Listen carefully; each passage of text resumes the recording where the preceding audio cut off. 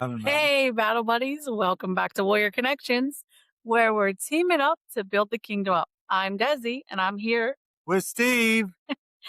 and we got a new show for you tonight, of course. No guest again, so we're just going to flow with Steve and I actually are starting a couples devotion. And when I was looking ahead at the book for the next several days, the book is called Mr. and Mrs. 366 Devotions. And as I was looking ahead in the book and thought, okay, God, there's a whole lot sitting right here because these devotions aren't just about marriage, they're about stuff that we actually live through our lives, how we talk to each other. But when life gets stormy, Right. What happens when life gets stormy? Raising kids and money, waiting on God when something feels impossible, feeling alone, and even knowing when God tells us you need to rest. And Steve and I certainly don't have all the marriage stuff figured out. We're still learning each other and how to communicate, how to learn to follow Jesus together. And sometimes you're learning right in the middle of the mess. So we're going to just talk. So grab your coffees and your bestie and let's get ready. You ready, Steve? let's do it. So the first devotion that we were coming to is Colossians 3:8. And let me pull up Colossians 3:8. Wanna read that? But now you must also rid yourselves of all such things as these: anger, rage, malice, slander, and filthy language from your lips. So the first devotion is called Cleaning House. And this one isn't talking about dishes or laundry, although you do that, dishes and I want to start here because marriage gives somebody access to the parts of you that everybody else doesn't see. Why is it sometimes easier to be patient with strangers than the person we love?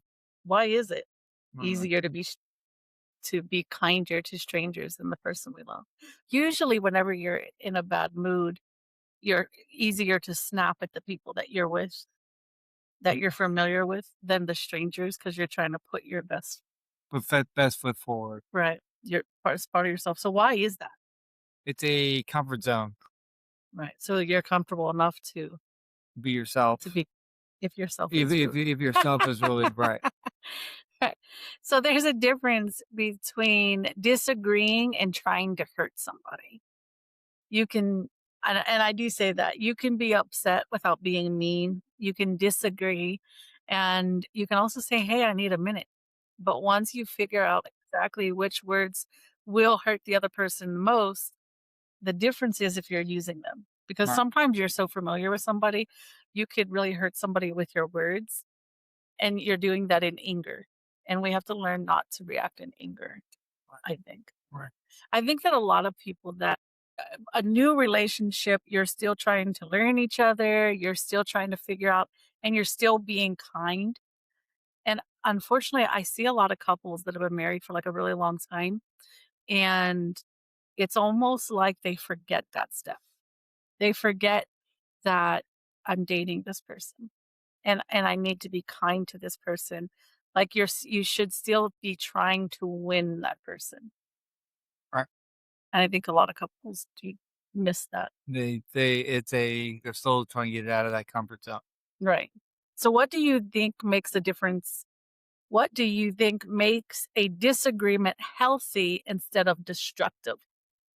If How can you? you look at the pros and cons of what you're really pushing at and how you're pushing it and where the repercussions are, and know you're still everyone's gonna have a limit or a barrier.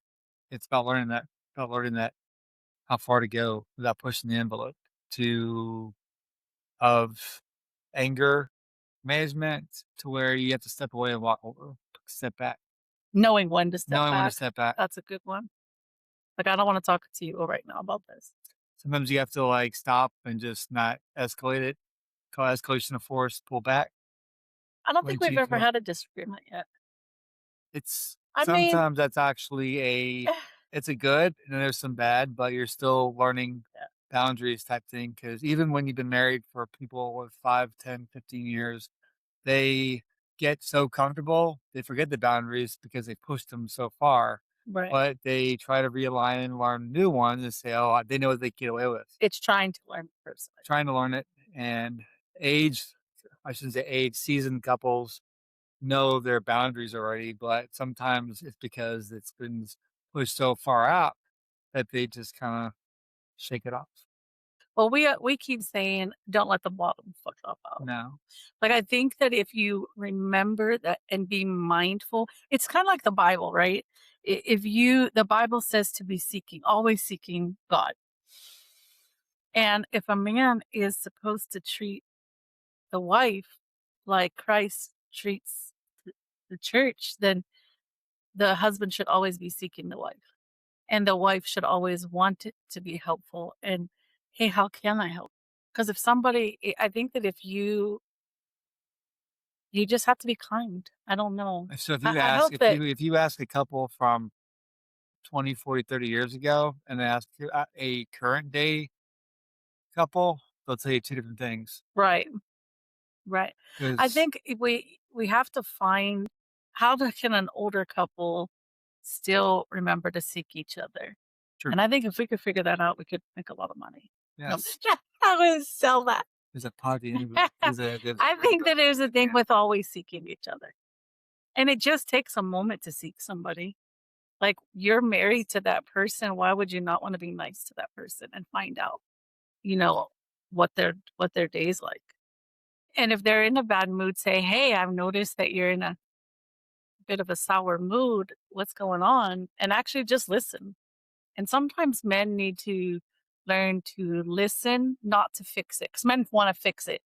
If a woman's upset and she's crying and, "Oh, I don't wanna do this," a man's he doesn't just hear her, he hears her to fix it. And sometimes she just wants to rant and it be dropped. What have you had to learn about communications in marriage? What have But you if I learned had about? What have learned you learned about? Because there's a healthy way to the there's a healthy disagreement is a healthy way instead of a destructive way. What have you learned about communication in marriage?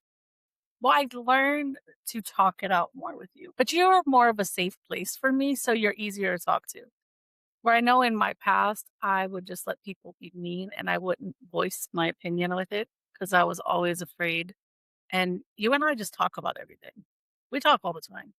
But I think you're easier to talk to. That makes a difference. Deep thoughts. Deep thoughts. That was my only thought. I don't know. Deep Was that a thoughts. good one or Yeah, it was no? good. It was a good one. Colossians 3 doesn't only tell us what to take off, verse 12 tells us what to put on. So, compassion and kindness, humility, gentleness, and patience. It's almost like God is saying, okay, you're cleaning house, but don't leave the house empty. Replace the old stuff with Him. With him. Out of the top 5 on there, patience they always say patience is a virtue. Because if you can show patience to all those 5 right there, the other ones will lead you to it. Because you can show patience and humility, patience and gentleness, patience and kindness, patience and compassion. They'll lead Right. into the last one. Right. I think that yeah, that's true. So I guess if you're a couple or if you are friends with somebody and you're having some issues, are you being compassionate to that person? How are you showing them kindness? And are you being gentle with their heart, That takes patience. which takes patience? Sometimes it takes a lot of patience. Ton. And then the next one is That Mark 4:37-38. oh, I went too far. I went too far. Not too far. What is it today? 11. Does he care? Does he Yeah. care? Which is Mark. 4:37-38. And then the next devotional asks the question I think almost every Christian has asked at some point. Does he care? The disciples are literally in a boat with Jesus.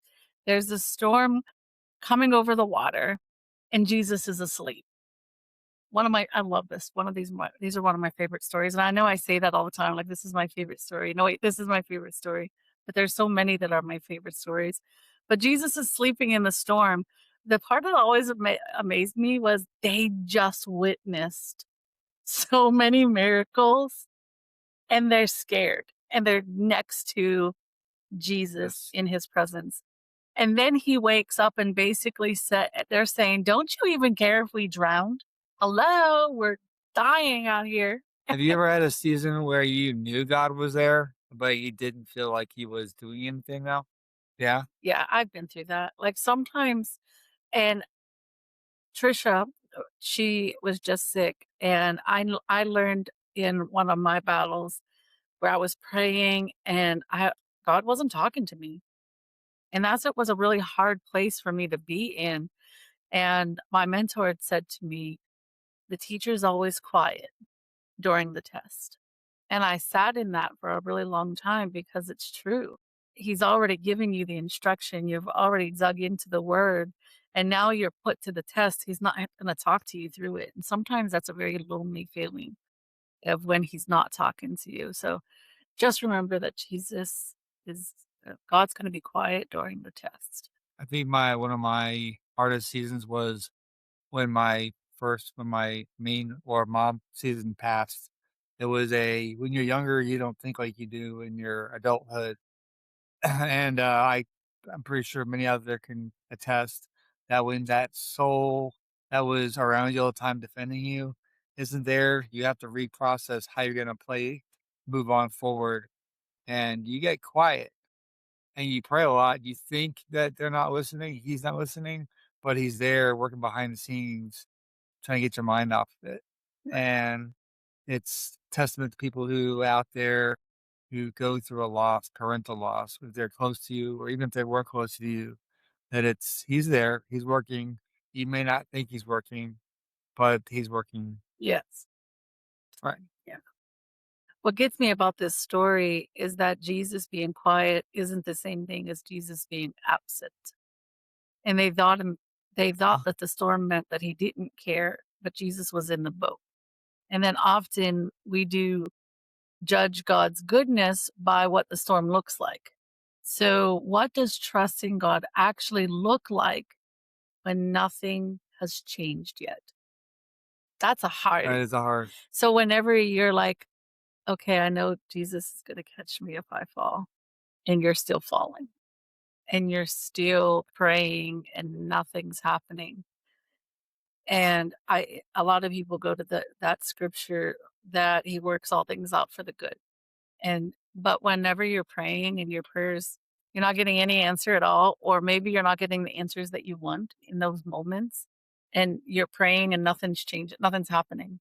A story that this brings to mind was when it's kind of a part that's often overlooked when Moses raised his hands to part the sea, and you watch it on TV, you watch it in the movies, there's, the big his arms lift up and the waters shoot up in the sky and it so that the people can go through. That's not how it happened in the Bible. It actually says that the water starts parting from the east to the west. Mhm. So that means when Moses lifted his hands up, nothing happened because the water was parting from the other side. Okay. So he couldn't see that. The water parted away from him and came towards them. So they stood there, like his arms are up in the air and he's like, "Mic check, hello. God, my arms are up." Nothing's happening, but God was working in the distance, working towards him. And I think that that's a really valuable lesson that we can take from that sometimes we're not going to see the waters parting at our feet. Mhm. Sometimes God has to do it a different way. Good answer. Can you have faith and still be scared? Absolutely can be faith and be scared. That's very common actually. And faith is what is behind everything. I think we do it every day and no one realizes that's faith working in the background and it's a mental state of, well, I didn't know I was supposed to have faith in that, but Well, faith is it's your word of the year it this year, is. isn't it? It is. And one great example was we don't realize how much things in the background we put faith in that we don't realize we even had to put faith in it. And one thing when you sit down, you're trusting a chair, so trust works with faith. It's a very basic example, That was but it's that's a a good one. it's actually a very popular one because we put trust and faith. Faith and trust are almost equivocal to each other. If you want to trust something, you have to have faith in that trust to either make it happen or instill yourself in it. Otherwise, faith is just fluid So why do you think that we interpret God's silence as absence? because he's working in the background. He's working through things that we don't even can't even fathom. Well, I think that we as people, especially nowadays, a lot of people feel alone. And because we're always feeling alone, I think that if you're not hearing from God, and it's not even just not hearing from God, sometimes people are like, I don't hear from God the way you hear from God. You hear people say, like, I heard God speak. And then other people are like, he doesn't talk to me like that. It's probably how they're anticipating the the outcome of it. They're waiting. They think that they put too much forward I don't to know. put faith in it, but they're not. I think that he talks to you just the way you need him to talk to you. Right. You know, And it's a it's a anticipative again, but it's a trusting nature that you have to allow it, whatever it is that you're instilling in it, time to react, time to gel, time to embrace it, kind of thing. right? And faith is in a lot of things. It's um, we put a lot into it, but we don't put enough into it at the same time. So what has God brought you through that you couldn't understand while you were in it? With faith, oh What well, has God brought you through that you couldn't understand while you were in it? it, I mean, you've had a lot though, like you lost your mom. parental loss, being away from siblings most of your life, getting through, um, watching you get to your own teens grow, and job moves and military moves, and it's you. You have to kind of embrace it and take it as it comes, and just you try to put the stress behind you the best you can, and then just let him do when he's putting you in spots to test you a Right. lot. And when someone's like here recently, for me, job moves and relocation moves and all that, everyone's like, "How do you handle that?" And it's the only way you can handle changes. It's just it's nothing. People, you try to prepare all you can, but sometimes you just have to take the stride, take a little bit of faith in there, and be like, "Hey, listen, you're going through this, but just take it day by day, and don't be afraid to ask for help or take a breather. And whatever stresses you out, go for a walk it off a little bit, breathe, and above all things, rest and just know that a lot of things can be put in His hands, and you'll know if something's not right. And sometimes the testimony isn't that God kept us out of the storm; it's that He got us through it. Absolutely, that He got us through it, Right. and it's almost like a It's prize not win. even like in their situation, he just got up and said, "Okay, be still." And sometimes you can be in a storm and God will Right. just it's just over. So And sometimes he lets you know we've got through this. This one's through now. absolutely. And then the next devotion that brings us to the gift of kids, which is Psalms 127:3. Now we're stepping into on some parents' toes, Those including our own. It says, Children are a heritage from the Lord. And then the devotional basically says, Yes, children are blessings, but parents can sometimes feel exhausted. And this is my favorite subject because we're talking about kids. You know what? You sighed. I did. Look, what's something that parenting has taught you about God that you don't think you could have learned any other way? You could be how far you can be tested And, even when you want it to be out of your hands so bad, and you're like, you wanna do the give it to God thing, but sometimes it's a little bit more sturdy than that, and you're nervous about the outcome to a degree because you wanna do things for the positive, but the negative always seems like it's right on the corner waiting to, like, throw you another test Doesn't that show that you well how God feels about us, though? yeah, and it's trying, it's absolutely trying. And it's also as much as you love your children, to know that God feels that, but more, because He loves us with agape love. Like, He loves us more than we love our children, Yes. and there's nothing that your children can do that's gonna make you not love them.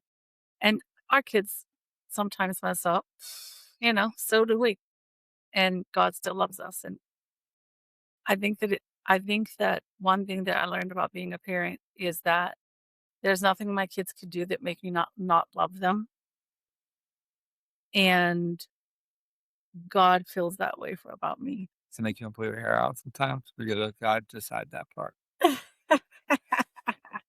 Not No. to safe So answer.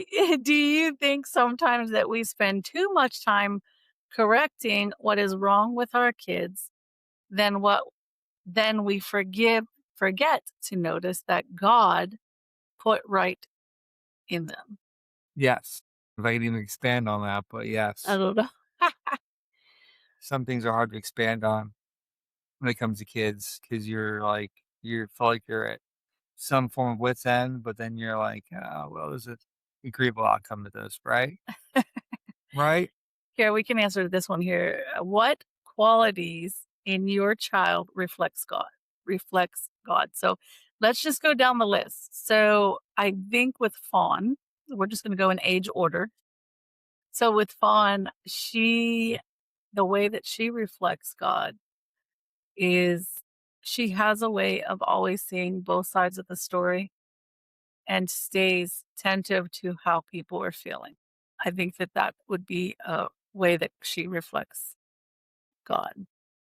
And Gracie, what do you think about Gracie? Gracie is very gentle.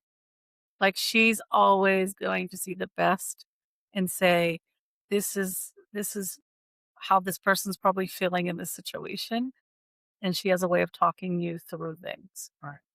If she operates best with Slurpees, And slushies, she does love slushies, and and burps after it. she has sent me at least 3 recipes. She actually has a folder now of different recipes that she's trying. She's she's been a bit overboard with that gift. We're helping her pregnancy cravings, though. And Right. next would be Cooper. So, so Cooper on this devotional side, what are his qualities? He embraces I think his strengths are kind of two sided. The strengths, if I had to put his strengths are, he's mentally prepared for a lot. He's smarter than I give him credit for, and he is strong willed about a lot of things. With when it comes to know-how, subject things, and just what he wants to figure it out, and if he needs your help, he'll tap on you. How does So he reflect God? I mean, through God, it's just, and I don't think he even knows it, but he has a tremendous amount of strong-willed faith that he can handle things. That's good. Is yeah, and I don't think he even realizes that's where it comes from. And Even though Layla. Layla is a little bit opposite of that. She's smart in her own right of on the love side. She was always a love bug growing up as a kid, and she carries her faith on her sleeve. She loves outwardly to the effect of, "Hey, I'm here for you. Give me that group hug, and it'll be better." Whether she agrees to that or not, at this day and age, she does have that in a different Supportive? supportive, yeah. Yeah. Alright, we can both answer for Casey. How does Casey reflect God? Well, She will she's learned to turn to God, and she does write prayers. I do like that Casey will say things like, "You're getting in your flesh right now," or she'll call me out on Do you think God would want you to be that harsh on yourself? He's She already does he's wa reflect he always Jesus. picks on me and says something he's watching you. He's watching you. I think she got that from you. Jesus is He's watching watching you. you. Whether she's being funny about it or not, he's watching you. And I'm like, "Thanks, mom." It's What strengths? what strength is growing. Well, that's a hard one. It should be easy, but it's hard because it's a layered feels like it's Yeah, a layered strength, right. and where one feeds into the other one, but there's a top one and a bottom one, but we came off that list. There's patience in a lot of them, in all of them, a different level of patience. Yeah. There's a level of, um, I don't wanna say nurturing, but there's a level of greatness Well, my in kids a are lot. very attached, I guess, Yeah, would be. They're very they got that from you. You liked I think you instilled a little bit of that. think so. Yes, because you were a lot of nurturing mom there's a lot of nurturing moms out there. I'm not saying a lot of moms aren't nurturing, but that's a nurturing trait that comes from most maternal sides, is the attachment side of no matter where you are, how far you are, right here, I need to talk to my kids every day, right. and they talk I've all I've day. from being a parent, They do talk all day. being a third wheel parent most of my life, I've learned to be nurturing from a remote and trying to instill it, either be on a phone or whatever So this is kinda technology. different with Casey because she's here every Mhm. day, Correct. and the kids talk to you every day. Right. So They will my kids will blow up your phone. Gracie tries to only answer it's in usually those about little money if I hear those the other with ones. Casey. Oh, your No, kids? Those with Casey does what's too. wrong? Like, what is it now? Well, Gracie tries to answer only in those little gift pictures. The cash app is everything. Yeah, there's a reason Oh, why. jeez. So, where do they need compassion instead of criticism? Yeah, I was joking the other day because Casey and Ethan is the oldest grandbaby, and those two will get together and they bicker like they're siblings. And Fawn was just getting, oh man, I can't handle this. They were just over the top. And I said, it's funny because whenever you and your siblings would fight, if I were to get in the middle of it, they would both turn against me. Mm, They would wow. like team up and stick up for each other.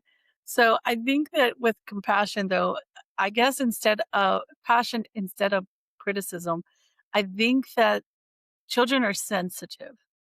And I think that most children need to hear you're doing really good.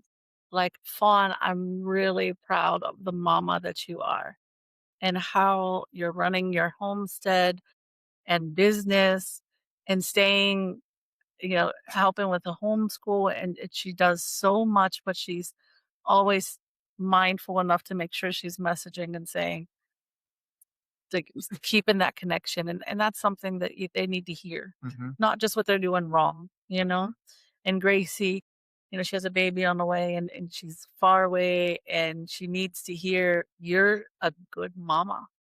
She's so patient and the way that she teaches Silas and with Cooper, you're doing amazing at school, handling the transition from a high school student to a college man. Mhm. That's something to be proud of. Mhm. And Layla, of course, she's a cheerleader, so she could be proud of being a If it's cheerleader. not in cheer mode, she doesn't understand, Oh, but I she was does. there, so that's awesome. And she needs to be proud of just Right. being, I mean, she's a senior this year and graduating, and that's a nervous time for Mhm. anybody Right. because you're like, "Oh, wait a minute." It's almost like you're hitting the brakes for a Mhm. moment and you have to figure out, what do I do next? So that being at that fork in the road and handling it with such grace is Mhm. amazing. That's true. And with Casey, just knowing that, I mean, she skipped a couple grades. She's doing the homeschool thing now, and I'm proud of her. I just went through all the kids by myself. You did. I'm listening because they are on point. See? Very good job. Ta-da! That's a maternal thing right there. Good job. And we are raising children to look like Jesus or to behave the way we want them to behave? That's a good question for all parents. Are you wanting the kids to behave because you don't want people around you to think that you're raising feral, wild, Yeah, feral wild children. children? Or are we raising them because we want their lives to reflect Jesus and Right, know who to go back to? Or, right, right, when the world hits you, because it always does, even if you're raised in church and you go out into the real world, the world's going to hit you differently. right, And when you hit that, when the world hits you, it's knowing who to turn to. And if you don't have that foundation in Jesus, you don't know where to turn. right. You're just kind of grabbing onto anything. Really. Right. Nothing wrong with that. Uh, That's how you work from the ground up and mhm. figure it out. And I think it's what a lot of children slash young adults slash whatever you want to call them, millennials or whatever you want to call them these days. They figure it out. They want to be independent, figure it out. They want to. They want that inclusive, like, hey, I figured it out. How about you? I know everything. And you don't. But they all want to know it. This day and age, technology has allowed that. No, Yeah. they didn't have that growing in 70s, 80s or whatever. Not to date myself, but didn't have. I think everybody was much You did more. just date yourself. Well, the people much more. I'll people out there can attest that technology has changed the way maturity Yeah. grows. Like there's a lot more access to things. Knowledge is out everywhere out there. I wish I'd known half the things that teenagers now know. It's Well, slim. I wish I knew the things I thought I knew. Right. And now, I mean, look, you can search the Bible on the internet. You had nothing but paper back 20, 30 years ago. I And know. now, boom, it's on your Well, every Casey said device. that you had like a rock and a chisel. I did have a rocket and chisel. Right. It took a long time to find out the She says rocket we and were born in the chisels. 1900s. Rude. But our children aren't just little copies of us. They are God's creation that He entrusted us with. And we're going to move on to back to the marriage topic for a Yeah, bit, where Proverbs 16:24. now we're Proverbs 16:24 says, "Gracious words are a honeycomb, sweet to the soul and healing to the bones." Isn't that true? The devotional says one of the most valuable gifts we can give our spouse costs absolutely nothing. Our words. So true. All right, so putting you on the spot. Yeah, putting me on the spot. What's one thing about me that you admired but probably don't say enough? Don't say enough. One of the most things I was proud of, I don't know if I will don't say it Admire. enough, but it's your godlike um love that you have that seeps through every day. And I know I'm improving on that, but you seem to exude it in your own ways, different angles of it every day. But you have Exude. you love your morning prayers, and then you just exude it a different way, and it's always been impressive. Oh, And I think that maybe it comes from life, cycle, things in life that have encountered you, but it's it's made you who you are. I do Yeah, pursue Jesus differently after my coma. right. But I think if you could stand in his presence the way that I did, everyone would seek him differently too. True. That's not my final answer, but that's an That's your answer. final answer. And what was one thing you admire? I always okay. Well, what's the one thing you admire about me? Your patience. It's borderline, but it's there. Yeah. Your patience.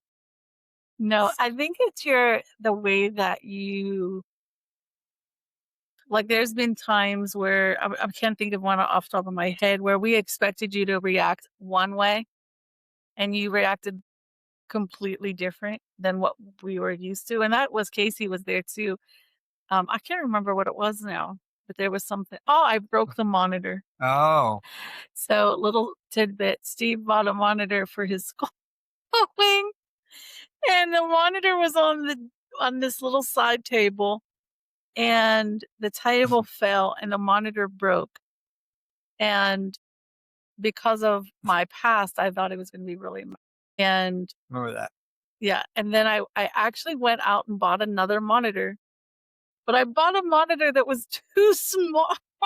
You can't fake It you wasn't the can't fake me same out. monitor, Nope. and but I actually before you even seen it, I was like, "I have a confession to make." I broke the monitor, but I bought a new one because I knew it was noticeably smaller, but I didn't wanna go back to the store at that point. 22 inches is now gonna get 24 inches. Good job. Good effort. But you were like, "It's just a monitor." It's a Like, I expected one way, and I think that that's one of the things I do admire about you the most is that your reaction is always so different than what I'm used to, that it's refreshing. I mean, to be fair, it is a thing. So people break things, unfortunately. That's why we get warranties on electronics. Yeah, I didn't do that. Oh, of course you did. Great. Yay. I was like, "No, we don't need that. He's never even gonna know." Why are we sometimes quicker to tell our spouse what they're doing wrong than what they're doing right? That's a good one, couples. So you need to turn to your spouse and ask this question. Everybody, this is your challenge of the week. You have to ask your spouse, why are we sometimes quicker to tell our spouse what they're doing wrong than what they're doing right? True. That is a good one. Like, I'm trying to think of Yeah. something that we just kind of flow naturally together. There's not really anything that I would complain about. Right. Let's do the Wait, first I do one. have a complaint. Yes. Okay. Here's my Go ahead. complaint that you eat out of a cup sometimes. It's a thing. That's my When only you do when you're that's my only complaint. when it's sometimes it's easier just to like, when I you had to find it's something kind now. of like this is not an No, excuse, but it's kind of like it used to be a portion thing. It made me want to eat less, so I just took that's the a good cup. that is good. And I was like, I'm like, "Why do you do that?"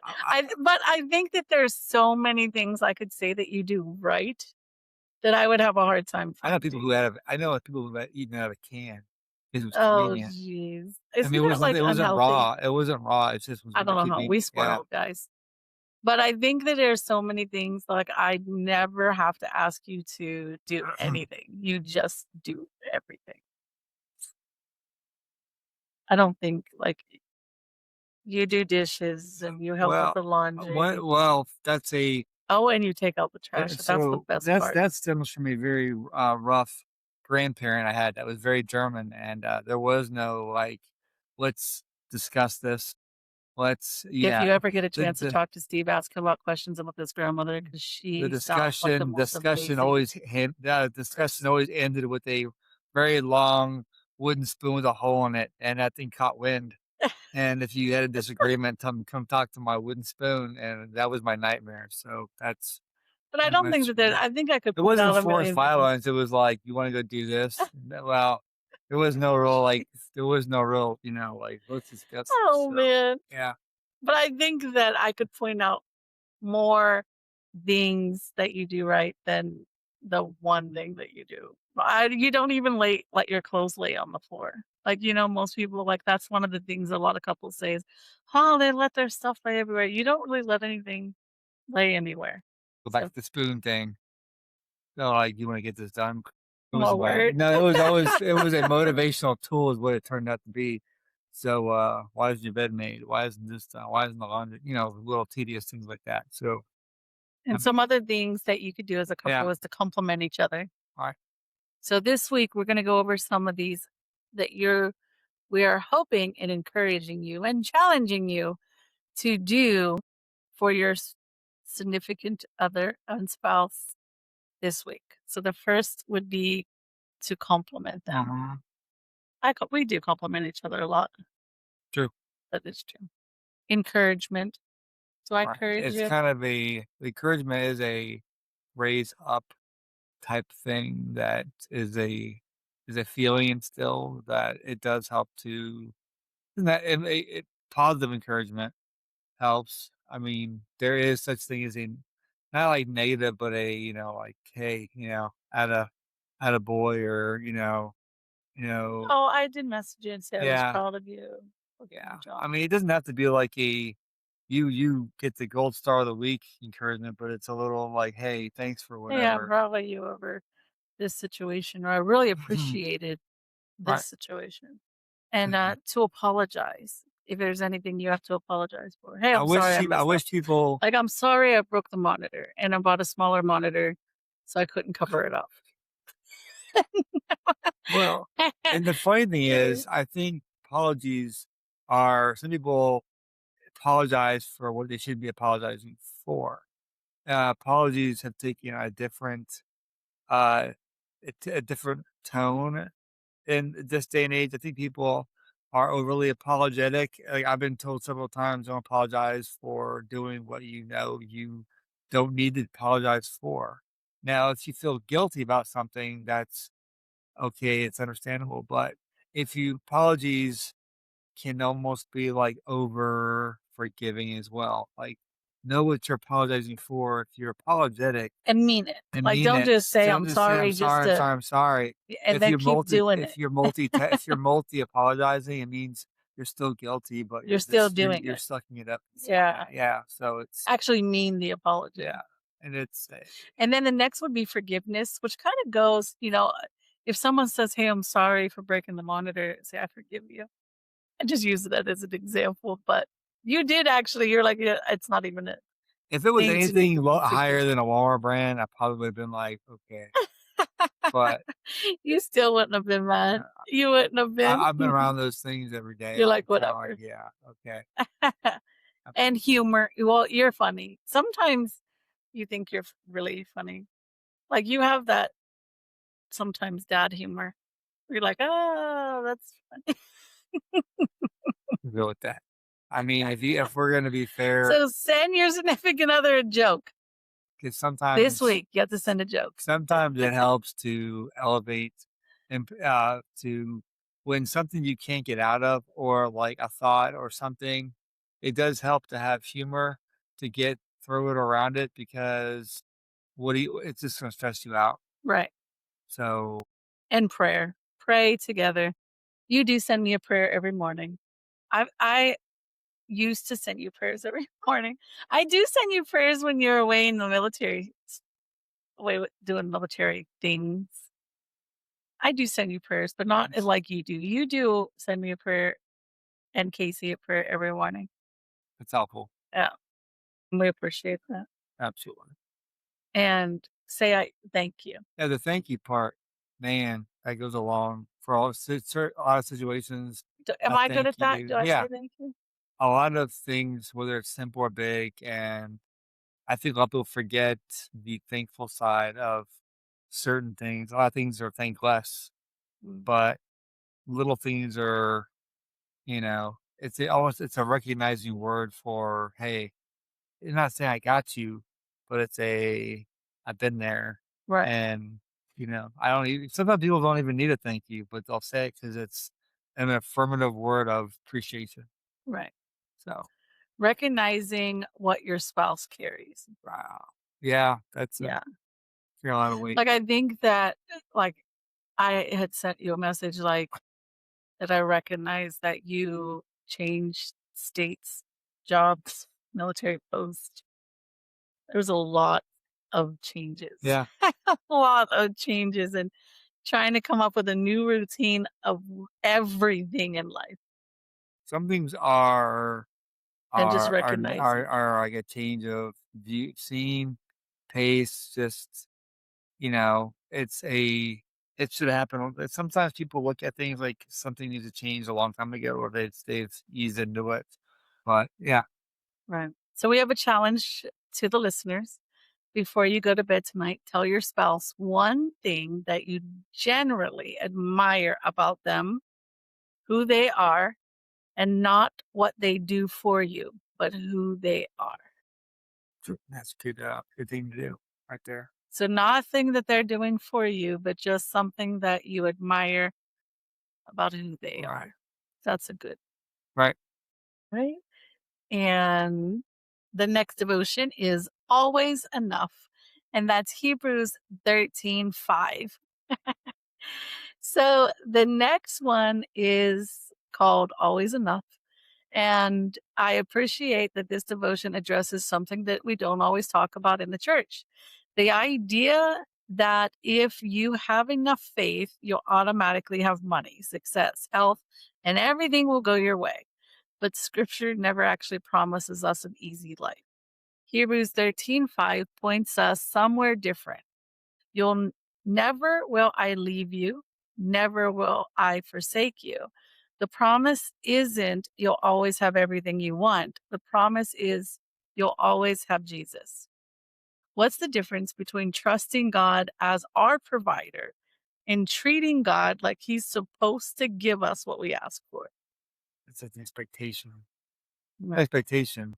Well, as our provider, and he's supposed to give us everything. Well, we already post trust, give our faith and trust in him for all the things he does. Mhm. So trusting God in the situation as our provider, and then seeing everything we're asked for. We may not get every expectation, but we are instilling that trust Right. and see what the expectation is, see what we get out of it. And I mean, pray for what you're going to be pray for and be thankful for it.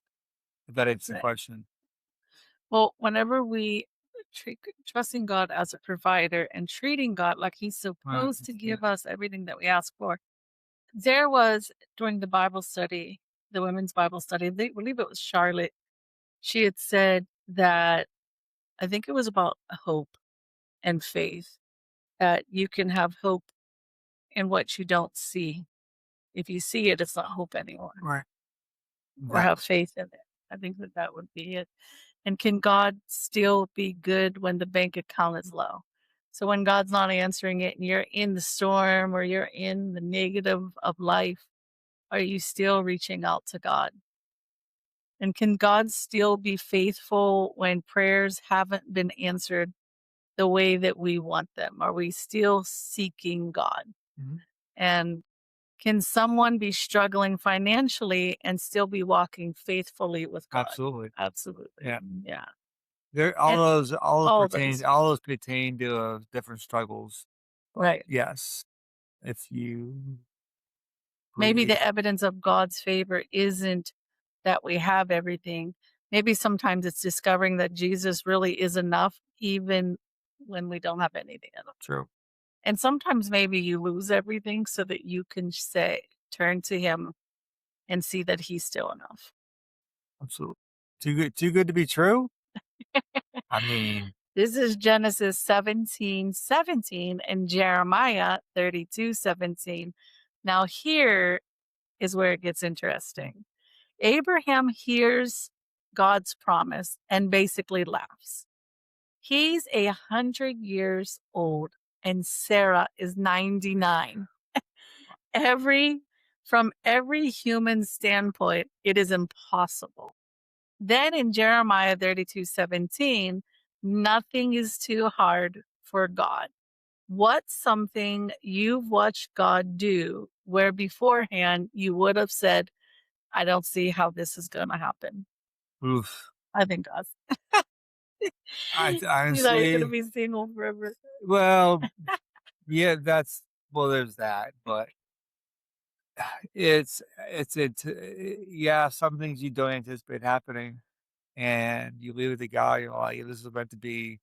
Show me a sign of some sort. Nah, lead me that way, type thing. So, We do that though. We were yeah, talking about that in a Bible study too. The women, we ask for signs from God. Like Trisha said, I need to see if it's you, Lord. I need confirmation 3 times in 3 different ways. Um, and sometimes when we're seeking God's voice, it's being patient in the, are we hearing His voice or are we stretching to hear what we want to hear? right, true. And that's what our Bible study, women's Bible study was on. We talked a lot about that on Monday. It was really rewarding. So ladies, if you're listening to this and you're not part of the Bible study yet, Get on catch it. us and catch us on Monday nights. Steve and the men do Bible studies on Wednesdays, and we have the co-ed Bible studies on Saturdays. Really good conversations. We're not perfect. We still We're still seeking just like everybody else is seeking, and you can come and join and do it with us. But there's something important here that faith isn't believing God will do anything I decide I want. Faith is trusting that God can do anything that He has promised. And there's a difference. That fits perfectly with a recent decision about discerning God's voice that we had. And Trisha and I talked about that last week of hearing God's voice and is it Him? Have you ever almost given up on something right before God has moved? You know, God has a way of showing up in the 11th hour Right. when you think, that's it. That's it. I can't do it anymore. And then all of a sudden, God moves that Right. mountain. Has there ever been a time that you've almost given up and you know that it was God that moved? Yeah. Job stuff. It's encourageable. It's the Right. most unanticipated thing ever. So this one here is the next one is never alone. And this one here is Psalms 38:11 and Psalms 34:18. This one is probably going to hit somebody listening tonight. It's called Never Oh, Alone. Sometimes you're going through something and people simply don't know what to do with your pain. Some disappear, some don't know what to say, some say the wrong thing, and sometimes suffering gets lonely. And when you have somebody hurting and in a situation and you want to help so desperately, but you can't because you don't know the right. answers either. And then Psalms 34:18, the Lord is close to the brokenhearted. Right. What would you say to somebody listening tonight who feels like everybody's disappeared when their life got the hardest? It's kind of it goes back it leans back on the whole faith trust. Where's your heart at right now? And what do you need and what level are you at? You gotta talk through it. Well, yeah, sometimes people just want Yeah, to it's hear. just wanna hear silence, and sometimes people just need that leave me alone for a while, but some people need that encouragement. Right. So, yeah. One thing that I love about Jesus is that he's not uncomfortable with broken people. Right. Like if you're alone and there's nobody else around, go out into the woods in a park and talk. Talk to him out loud. Yell at him if you want to. Talk to him. Our grief doesn't scare him. Our questions don't scare him. Our tears don't make him leave. And there's nothing that we could say that's going to surprise him. Mm. He's never going to say, well, I didn't see that one coming. You Yeah. know, he's not going to see that. And being close to God doesn't mean we shouldn't need people. Right. The body of Christ is supposed to show up for one another.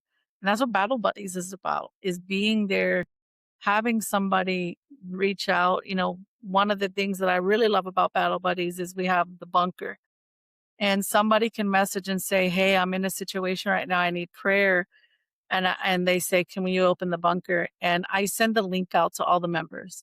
Huh. And there's been times that I've sent the link out and people are tuning in from their jobs. They're Right. tuning in from driving down the street that, you know, everybody's just tuning in. We say a prayer and we go about our day.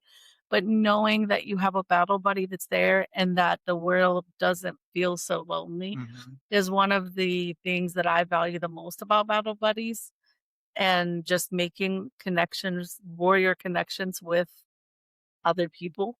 Right. Um, and somebody that's listening tonight that if you are lonely, reach out to us, join Battle Buddies, team up with us. Maybe you're the person that God's saying, hey, I need your attention. And we have almost through. What we're doing tonight is we're going through 1 week of our devotion, which is going to take us to next week. The next portion is to take a break. And this is Mark 6:30 through 31. Right. A perfect ending topic. And finally, Jesus tells his disciples, come with me by yourselves to a quiet place and get some rest. Can we acknowledge something? Some Christians are terrible at resting. Yes, they are. We will serve, work, volunteer, parent, minister, answer emails and text messages, and help everyone else, and somehow think exhaustion is proof that we're doing something for God. And I am guilty of Mhm. this, and you know it. I know that you're ready to point fingers at me. Sometimes I'm doing Bible studies and working, and I'm working and doing Bible studies and planning for a next Sure. event and talking warrior connections. And I know Trisha does the same thing. Like she is working and editing and you start to almost do so much that you forget to feed yourself the Bible. Yeah. And why do you think we sometimes feel guilty for resting? We feel accomplished. Well, I Feeling think we feel like if accomplished. we stop, things will fall. What's the difference between being Mm. lazy and actually obeying God's design for Rest. rest? Yeah, lazy can make you feel overly unaccomplished, but when you think you gotta obey God's and what He has designed for you, you wanna feel accomplished on that note. Right. So Well, I think it's important to make sure that you're drawing to those quiet places true. and make sure that sometimes you're drawing to each other in marriage, not just being rushed through times and not just pillow talk, but taking some time that's just you 2 together and reconnecting. True. Put your phones down, pray together, talk together, and say, "We're in this together, don't let the bottom drop out. Mhm. What can I do to help that from happening?" Rest isn't quitting. Rest is actually, it is actually an act of trust.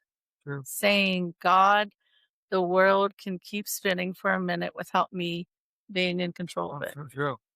Jesus did it before us. I'm pretty sure Mhm. he can handle I us have taking to an hour off. I have to. So, looking at these few days, it took us through um, making sure that we're being mindful with our words, our storms, our children, marriage, money, impossible situations, loneliness, and our own exhaustion. And what common thread is that? Jesus does belong in Absolutely. all of it. Not just Sunday, not just Bible study, not just everything is good in the argument, the bills, the parenting, the waiting, in the storm, and in the loneliness, and in the rest. Yes, thank you guys for joining us. Absolutely. Battle buddies, if there's one thing we hope you take from tonight, it's this. Following Jesus doesn't mean life suddenly becomes easy. It means we don't have to walk through any part of it without Him. So this week, watch your words, encourage your spouse, pray over your children, trust God with what you can't fix. Check on somebody who's hurting, and when you need to rest, by all means, rest. Invite Jesus in the ordinary parts of your life because there's the whole lot of faith is actually lived. Thank you for spending this time with us on Warrior Connections. Remember, we're not fighting alone. We're teaming up to build the kingdom up. I'm Steve. She's Desi. And until next time, Bye. bye. You're getting better at that. We love you, Trisha.